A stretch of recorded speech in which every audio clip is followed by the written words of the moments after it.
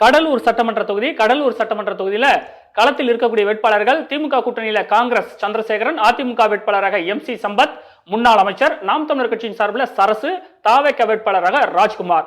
கடலூர் யாருக்கு சாதகமாக இருக்க போகிறது? வெற்றி வாய்ப்பு தந்தி டிவியின் கருத்து கணிப்பு முடிவுகள் அதிமுக என்கிறது. மாலை மலர் முடிவுகள் 48% திமுக கூட்டணியில காங்கிரசுக்கு வெற்றி வாய்ப்பு இருப்பதாக சொல்கிறது.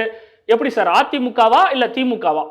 ஸோ இந்த தடவை அமமுக அதிமுக கூட்டணியில் இருக்கிறனால அது கூட பாட்டாளி மக்கள் கட்சியும் இருக்கிறது கட்டாயமாக MC சம்பத் அவர்களுக்கு ஒரு பெரிய வாய்ப்பை இந்த தடவை கொடுக்குன்னு தான் நான் பார்க்குறேன். இது ஸோ ஓட் ட்ரான்ஸ்ஃபர் ரொம்ப எஃபெக்டிவாக நடக்கும்.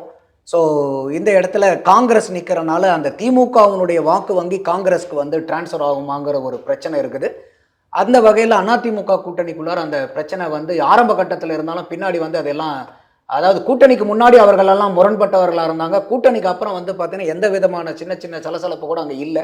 ஆனால் திமுக கூட்டணியில் பெரிய சிக்கல்கள் இருக்குது. ஸோ அதனால் இது தந்தி டிவியினுடைய கருத்து கணிப்பு பிரகாரம் இது வாய்ப்பு MC சம்பத் அவர்களுக்கு இருக்கிற மாதிரி இருக்குது.